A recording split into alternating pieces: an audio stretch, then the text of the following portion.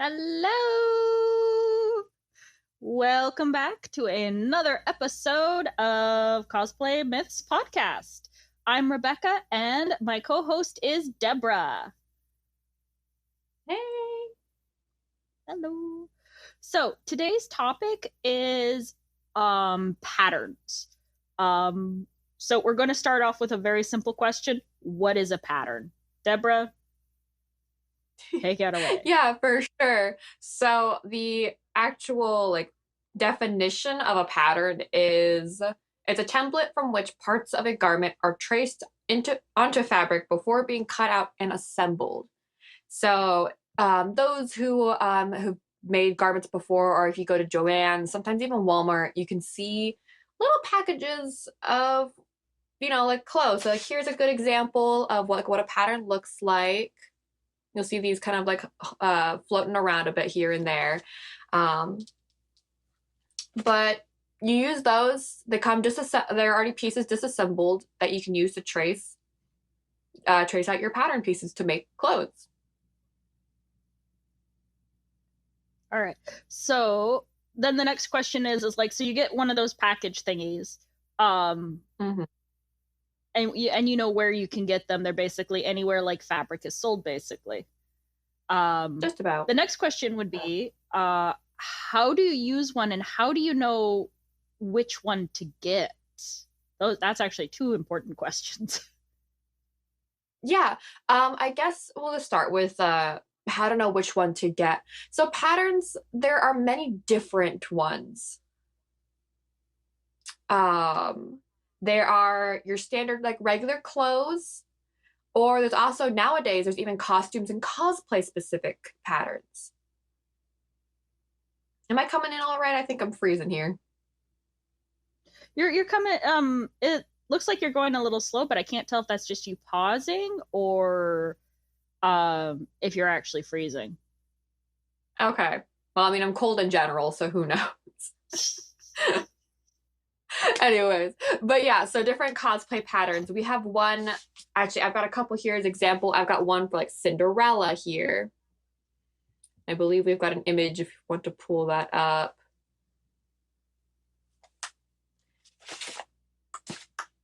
Maybe not. Okay. Yeah, we got there's different kinds of patterns. So if you're looking for a jacket specifically, you can look at, there are specific patterns for jackets. Here's one.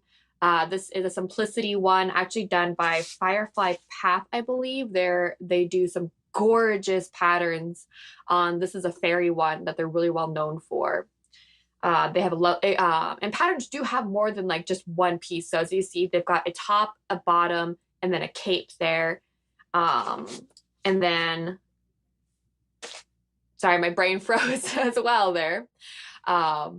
But the top, that will show you what the general silhouette will be. If you look on the back of the patterns, it'll actually have a breakdown of the pieces for you. So if you only need say the top of that pattern, you can actually buy, you'll be buying the full thing. But if you just want to use the top, it'll show you exactly being okay, here's, you need piece A, and then A1 through whatever.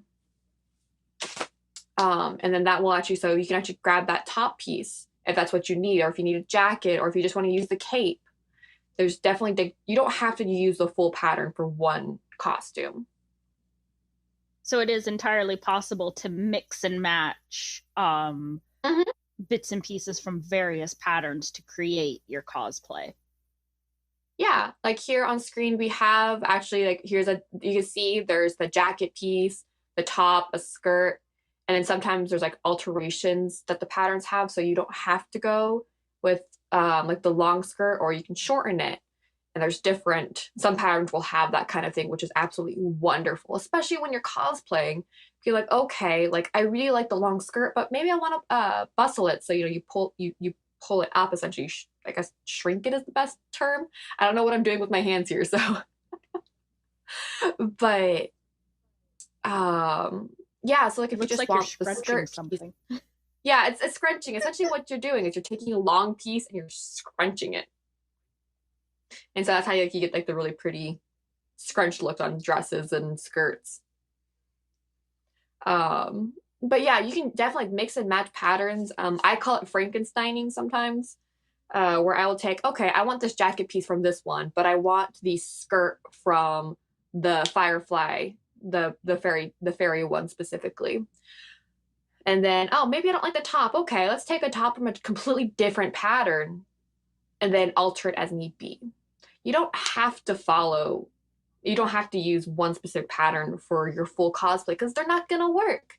I mean, if you're, depending on like what character you're playing, it's like, okay, they have a long skirt here, but they're wearing a tube top or something. It's just like, you gotta, the patterns are great for a base, but you don't have to follow them to a T. Alrighty. So then following up on that, how do you use a pattern? Yeah, so first off, you're going to want to check the size chart, which actually is going to bring us to our first myth here. Pattern size charts are 100% accurate.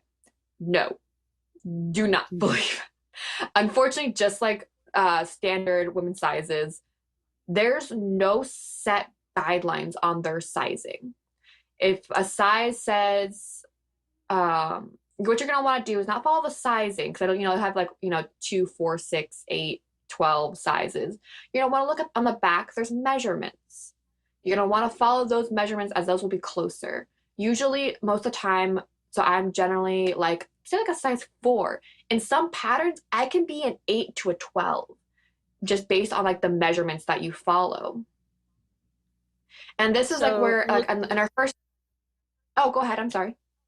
Yeah. So look at these sizes like you would clothing sizes, where it's like, okay, in this line, I'm a medium. In this line, I'm like a 2X. Exactly. And in some cases, you might need to even, it's generally just to be safe than sorry, is to go up a size as well. Because when you're making a pattern, it's easy, when you're cutting a pattern out and sewing, it's easier to take something in rather than take it out, because it's honestly going to be way more complicated. It's not going to look as good either because you're adding more fabric. And in some cases, people aren't comfortable adding that extra fabric because it might look, you don't like the seam lines, or it sits weird now. So in most cases, it's easier to shrink it. So just go a size up. Definitely figure out like where your proportions are on your body as well, because that will determine what size you go for on patterns sometimes. I have very large thighs, so most patterns don't accommodate for that. So I have to go up 2 sizes just to make sure if I'm making like a pencil skirt, I gotta make sure that it's gonna fit over my thighs.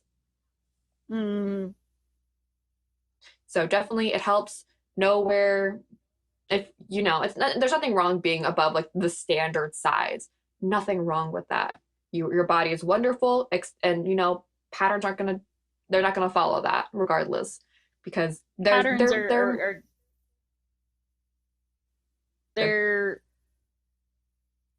I had a word. They're very idealistic on what people should look like. It's a set old standard from like way back in the days, and nowadays we're larger, we've got different proportions, so, and that's normal. And some companies have adjusted to that. I will say that they don't follow, some of them are actually really good true to size. I haven't had many problems with like Simplicity or McCall, I believe it's pronounced. Theirs are actually, they're not too bad. But just like we mentioned in our first episode, is testing. You're gonna want to test out the patterns to see, how easy, how hard it is, as well as, again, you're gonna be testing out sizing. If you've never used this pattern before, it helps if you do a test run with it to see like, okay, maybe I need to take out, the top a little bit more, or oh no, the shoulders are too tight. Okay, maybe I should go up a size. And then that's definitely, testing will be your best friend with using a new pattern. Yeah. Which leads us to another myth. The myth is all patterns are hard. I think I lost my connection. Oh, I can still hear you. Deborah? We might have lost Deborah. Yeah, so that is not true. Okay. Oop, hello, can you hear me? Ah, she's back. We're My back. screen froze. You have unfrozen on our end. I keep going then. I can't. Okay, cool. I'm frozen on mine, so cool. No problem. Yeah, so no, so let me just move that so I'm not distracted here. So yeah, so not all patterns are hard. Granted, if you're using like Vogue is one of the harder ones to use because theirs is, I mean, if you guys know Vogue, they're high fashion. Theirs is going to be more complicated. I know they're even some like the more advanced seamstresses that I know have some troubles with it sometimes. They're not bad. They're a little bit more tricky to use. However, there are several patterns, especially if you're a beginner, there are ones that says actually easy to sew. So ones like this, if you see a little green line, it says easy to sew in the corner there. And those ones are actually very simple, very easy. They're great for beginners because I'm not going to go into super complicated sewing terms. A lot of them on the paper where it has the breakdown of your patterns. So these little papers that come in with it, inside of them, it'll actually have a breakdown. Oop, that's the wrong piece.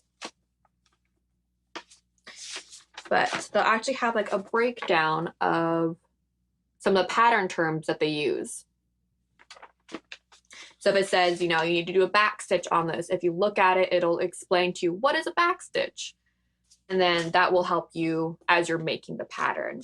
Whereas if you're going into the more cosplay central ones, they're not going to be quite as easy, but they're definitely not that hard. A lot of the cosplay specific patterns, like the Cinderella one, that one's more of like a basic A-line skirt. So deep, so short top, long bottom, kind of goes with that angle like an A. And those ones they're really easy. Don't be intimidated to try them. I definitely recommend, again, testing these out before you try it. If you're new to sewing, definitely recommend before you do a cosplay specific, maybe try an easy to sew pattern, as that will get you like a baseline. And yeah, if you look inside these patterns, you can actually look at these and this will give you a breakdown. Like, okay, this is how many pieces are in a top or the bottom. And that will show you exactly how difficult this might be for your level. Don't be afraid to challenge yourself either. Just because there's more pieces doesn't necessarily mean you're not going to have an easy time with it. It just means more pinning of fabric. Yeah. So that brings up another question. Like, what comes in you go in and you get this package and it says, with this, you have patterns to make blah. What comes in that package? Yeah, so actually what comes in the package is, depending on like what's in the corner of a pattern, you'll see sizes. It'll give you like a range of like, okay, 2 through 10 are in this pattern.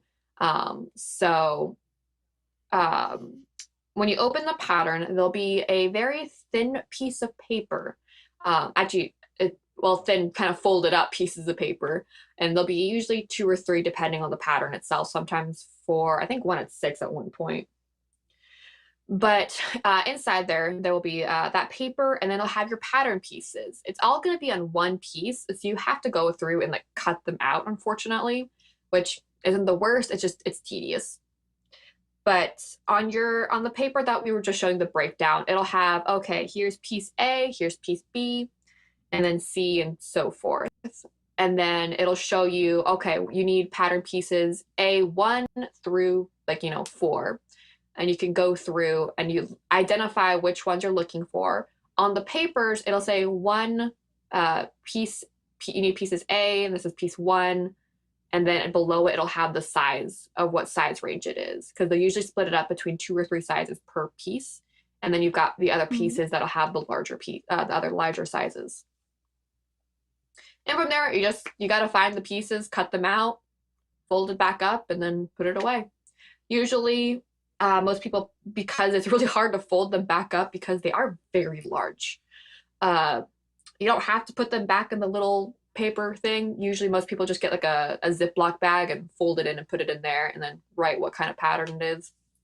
Because, yeah, folding those suckers back up and then fitting them back in that flimsy paper piece is kind of hard. So are the patterns you get, are they like a one-time use or are they a multi-use thing? No, they're definitely multi-use. You don't you can use it multiple times as long as you take care to not like uh rip the paper because it is pretty thin, so you do have to be careful at times. But it's a little thinner like the consistency of like newspaper. But if you're concerned about like you want to I know when I first started, I cut the pattern pieces to a specific size because I knew I wasn't gonna be using larger sizes anytime soon. And this was more of like an experiment when I first started. So I was just like, I don't care about cutting it. So I'll just go ahead and cut it to my desired size, which was easy for me. Again, I don't have to worry about it. But once you get a little, if you are concerned about it, there are different ways of actually transferring a pattern to another pattern paper so that you don't have to worry about cutting it. So if you want to do that, you can. There's different ways. There's actually fabric chalk. You can actually buy pattern making paper at like Joann's. I don't know if Walmart sells it. I'm not too sure, unfortunately. But I know for sure Joann's Fabric, most fabric stores will have that pattern stuff. But you can get fabric chalk, pattern paper, and then I believe it's called a pattern wheel. And you can literally just take that, draw it out, use the wheel, and it'll cut. I believe it should cut it or something of the sort. So that you can just transfer the sizes over to another piece and you have that there. Or if you're lazy like me, what I do is I pin along the line of the size that I desire and then fold over the rest of the paper so that I'm not cutting the larger sizes. This way I can use that if need be. There are definitely couple different ways. So you can use them multiple times. These suckers are too expensive to be a one-time use. Yes. So how much do patterns usually cost? That'll be dependent on the brand actually, or the company. So there's multiple companies. There's Simplicity, there's McCall's, Butterick, Vogue, a couple others I can't remember off the top of my head, but each one will be slightly different. They can honestly range anywhere from, I think I saw one for like $3 to over $20. So generally watch out for, there's usually some sort of promotion or sale, or if you go to Joann's, they always have the, what was it, buy 5 for 20 or something. And those ones are really good. Mm-hmm. Yep. Because you definitely get a good bang for your buck. Okay. Yeah. So in the notes I'm seeing selling Potter without cutting it. Sell what? I'm not sure. I think that might be like typos, but Oh, I was doing a voice. I was talking into the text thing, so it was supposed to type what I was saying. But oops. if you guys have ever used talked while you're like on your phone to so it'll type out what you're saying, it's not 100% accurate. And No. I could have swore I fixed it, but I don't remember what this was. Either way. I think that was what we had talked about. How do you use the pattern? Oh. How you can like keep using a pattern without cutting it by folding it over or transferring it to like another sheet of paper. Mm-hmm. Okay. Yeah. Ooh, cutting layouts. A weird typo. Oh yeah, so here we have, this is also one thing unincluded in the paper that you get with the patterns. This will show you what side of the fabric to use your patterns on and how to lay it out to get the most out of your fabric pretty much. So it'll show you like, okay, is it the right side, the wrong side of the fabric? And the pattern will also tell you how to identify which is the right and which is the wrong side. But this will show you exactly how to lay it out, how many pieces do you need of that one pattern piece.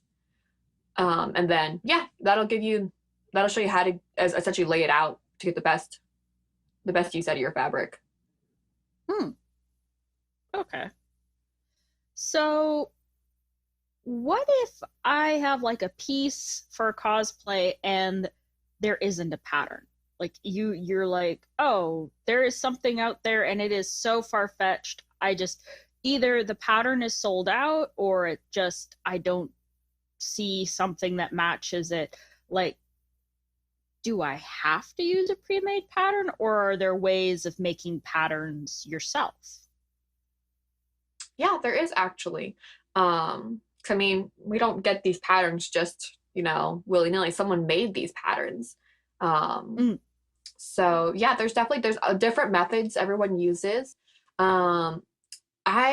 What I do, because I'm not super great with making my own patterns. So one thing that I'll do is I'll just take a pre-existing pattern of, say, like a corset top. I really like how it lays and everything, but say I don't like the neckline.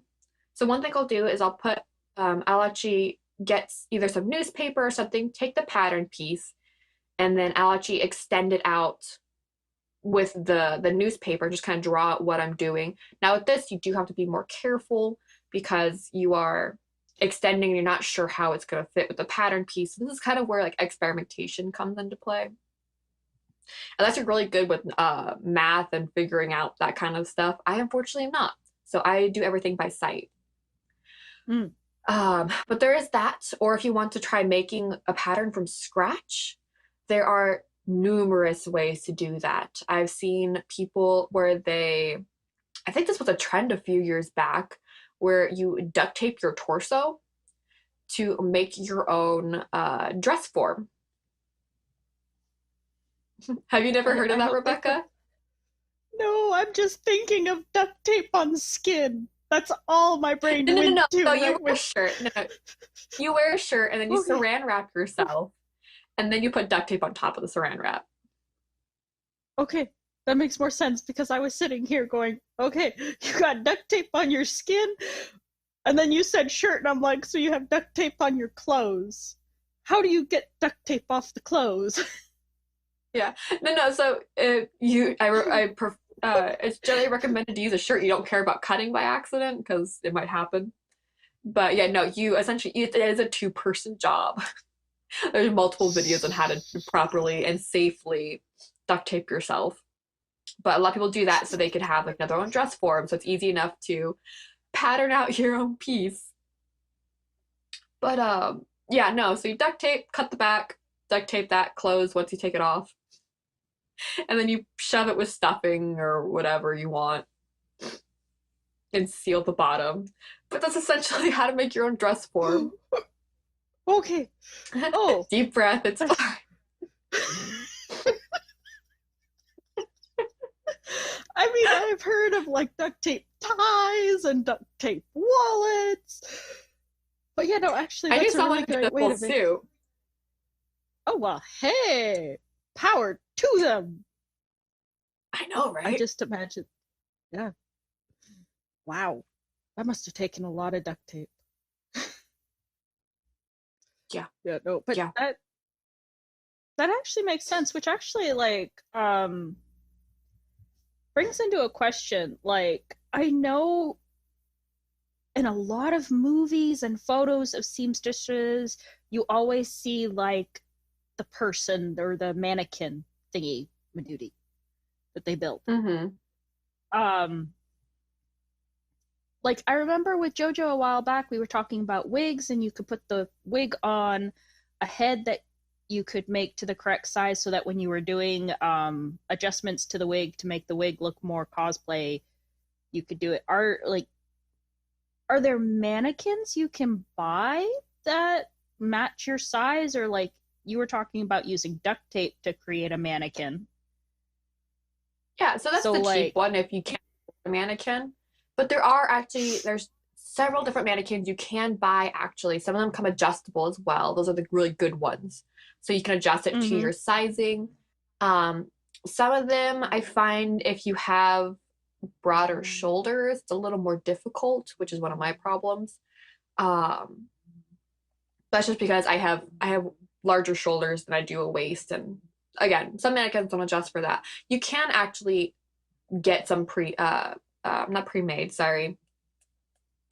What's the term I'm looking for?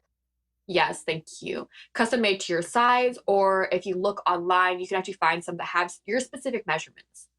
So if you know your measurements, you can get that. and they will actually either make it that way, or you can actually find some pre-made that way too as well. There's lots of different mannequins out there. Joann's has a book of their different mannequins that they can order. So if you're looking for one that has adjustable sizes in different areas, you can get that one ordered specifically for you. There are, if you're just looking for a standard one, I mean, you'll probably go to a used store, thrift store, and maybe even find one there.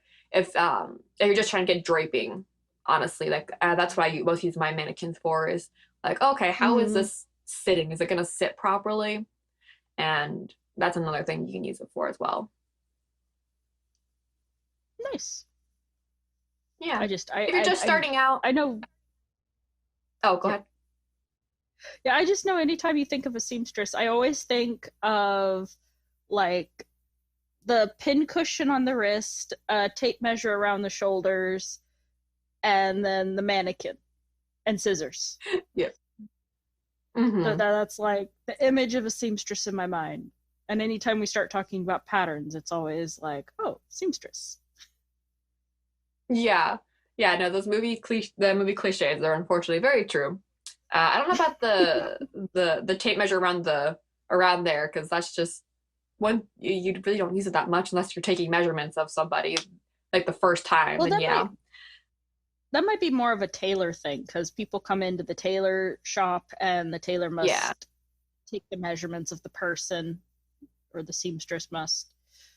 But yeah, no, but the pin cushion on the wrist, though, that is very true.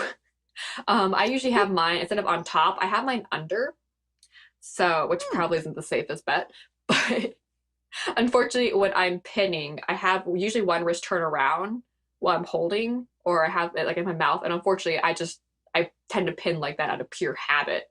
So I don't know how people do it on top. It just doesn't feel quite as smooth as me as to under. So, but you can also flip it over, so it's fine. You're just more likely to stab yourself. All right. So did we go over how to draft your own pattern precisely? Or like you were saying, like there's a lot of different ways to do so there's a lot of different ways. Usually I know my friend Cookie, they actually will look at the piece that they want to copy. So say it's kind of like based off of a bomber jacket they're trying to make. You're gonna look at the bomber jacket, kind of get some photos of it, see where the seam lines are. And because they're a sight person, they can tell, like, okay, this is what it looks like. I can transfer this onto paper. And usually you don't want to use like newspaper, something cheap. You don't have to worry about, using really nice sketch paper or something. Just get something cheap. You don't have to worry about messing. And then just draw it out.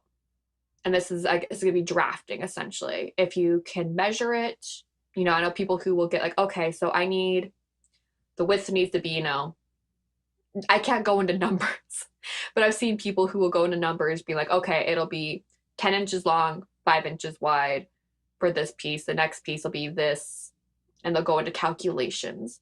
So it kind of depends on like what kind of pattern person you are. If you're great with numbers, good for you. You'll probably have an easier time drafting patterns than most of us. But yeah, there's that. There's also what you can do is one thing that a lot of people recommend when you're first starting out is if you have a shirt that is close to what you're looking for, get some scotch tape or painter's tape. The stuff they line the bottom of when you're painting. It's really cheap. It's not super flimsy, but you can actually put that tape onto your clothes and then draw out like the seam lines when you're doing that. And then just take it off. It won't leave any residue on your clothes. It doesn't harm the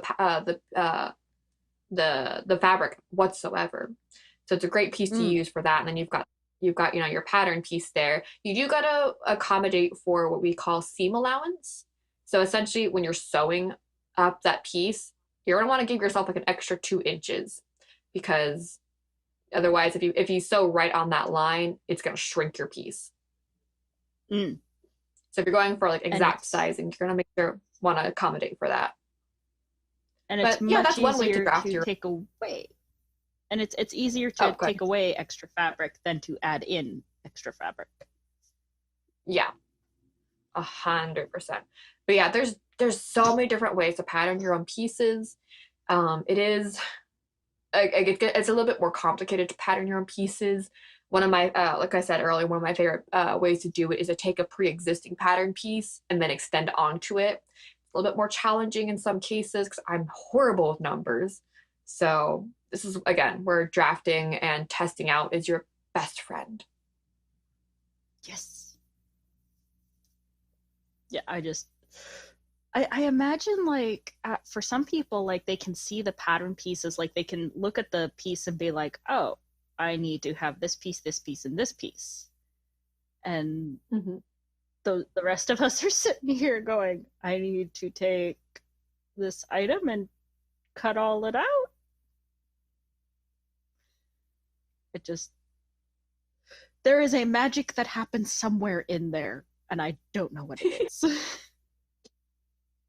It's definitely a learning curve. Like when I first started, I tried to make a Renaissance dress, and I had to follow it to a T because I didn't know what I was doing. I was just like, oh, what are numbers? What are seam lines? What's a back stitch?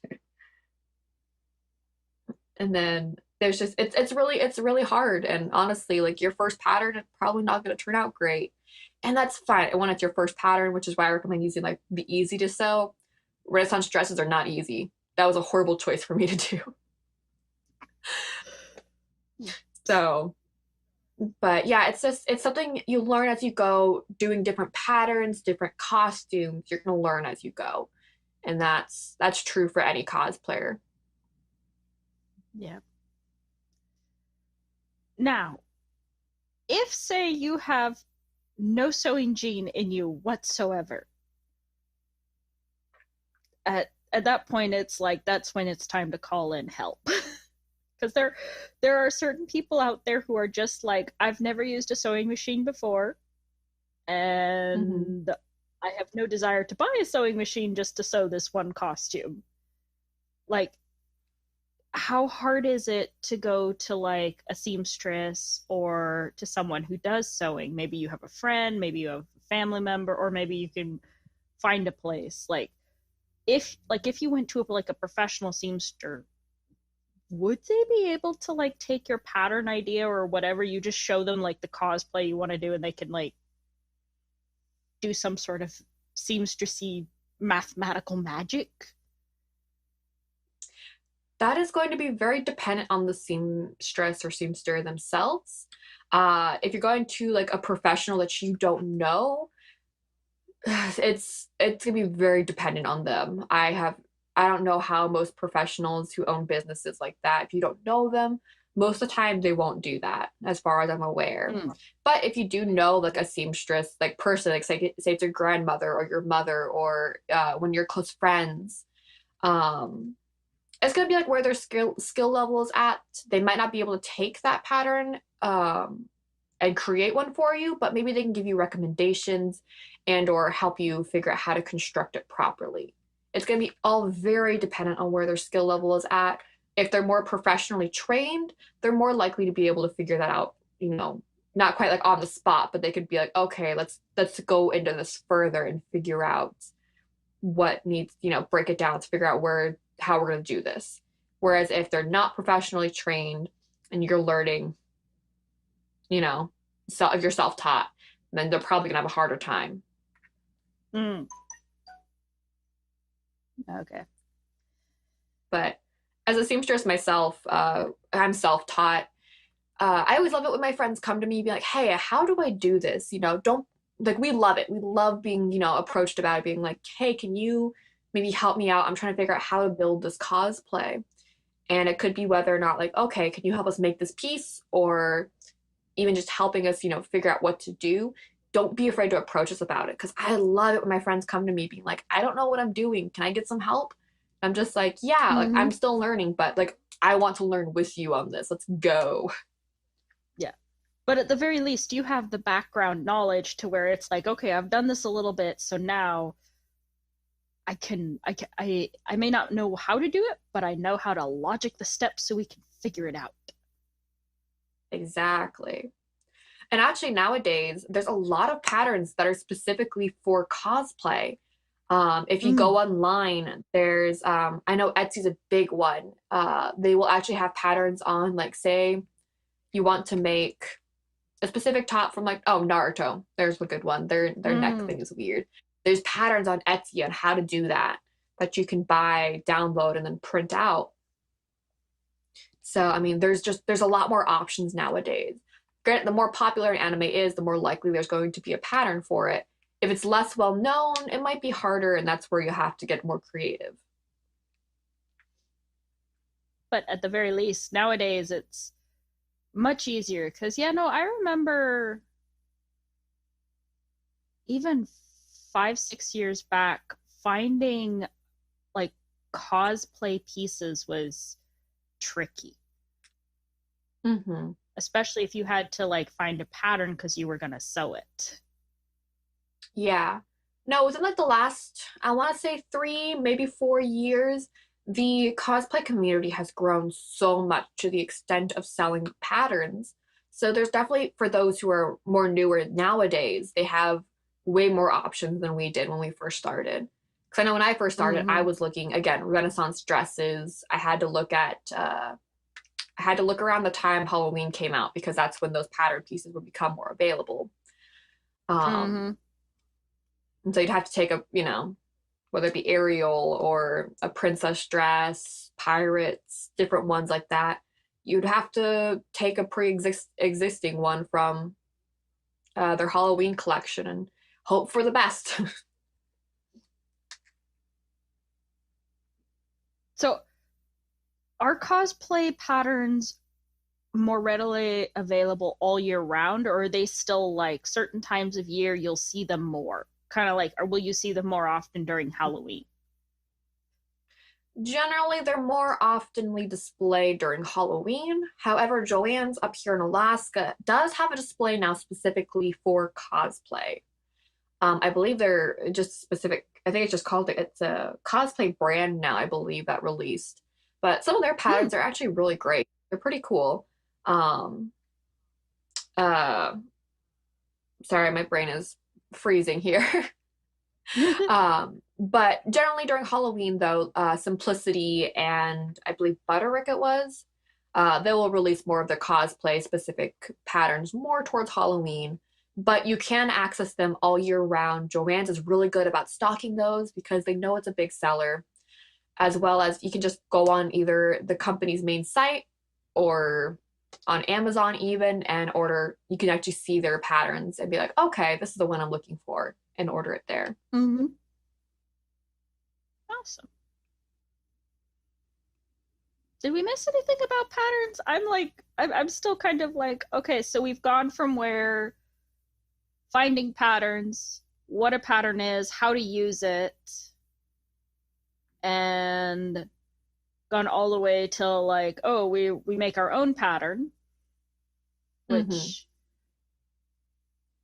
maybe not a first time thing. If you're doing pattern for the very first time, maybe buy your first pattern just so you can be like, this is what a pattern should include.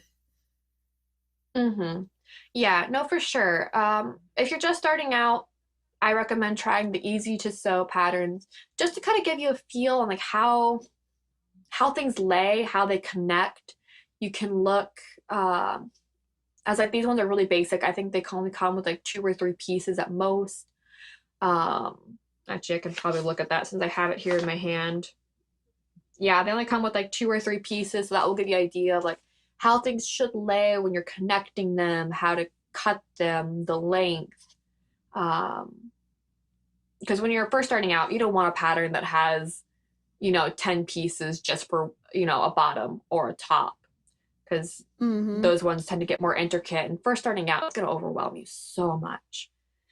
So I mean, patterns are already, they're intimidating. So just starting out, you're just going to want to try something basic, try something easy, and then just kind of move up from there. Just kind of get a feel of like, okay, this is how it should look when I'm draping. And by draping, I mean like holding it up to see how it falls. And that will definitely help you as you're going. Granted, some patterns they recommend what fabric to use. I recommend first starting out, maybe kind of following along with that. But as a cosplayer, sometimes you don't want to use the recommended fabrics, they say, which we can go more into that. I think we're going to do that on another episode on fabric specifically. Yep. So we'll touch base more on that later for you guys. Mm-hmm. But yeah, I think that's pretty much it. That's patterns there for you guys. Yeah, no. But if you guys have any questions about patterns and like you didn't think of them, you can leave a comment down below or send Deborah an email and she can help walk you through some questions. Mm-hmm. For sure. Email My address email will be down below down in the comments for you guys. Yep. Yeah. All right. Well, it looks like we might have no questions. No questions. All right. Well, looks like that's everything we have to talk about patterns, unless Deborah has something else she'd like to mention. No. All right. Well, thank you everyone who joined us today. We hope you had a lovely time and that you learned some things about patterns. We will be seeing you 2 weeks from now. Oh, yes, and we're planning to have a special guest. Our next episode is on February 20th, I believe, at 2:15, and our special guest will be... Are we announcing it now? I don't know. Do we want to announce it now, or do we just want to make it a big surprise? I say let's wait. You guys check out our Facebook page. Keep an eye out. We're going to do a big announcement there for you guys. But I'm super excited about this person. I love and adore them. So keep an eye out. Don't forget to like and subscribe our videos. Hit the little bell icon so you get notifications of when our videos are coming out. But yeah, keep an eye on our Facebook and Instagram, I believe, as well. We'll be doing an announcement on our special guest. Oh, yes. Keep an eye out on the social media pages. It's good. Join us on... Yes, it's very good. We're very excited. So join us February 20th, where we'll have a special guest joining us at 2:15 on our YouTube channel. We look forward to seeing you and hope that you have a wonderful rest of your weekend. Thanks for joining us. Bye.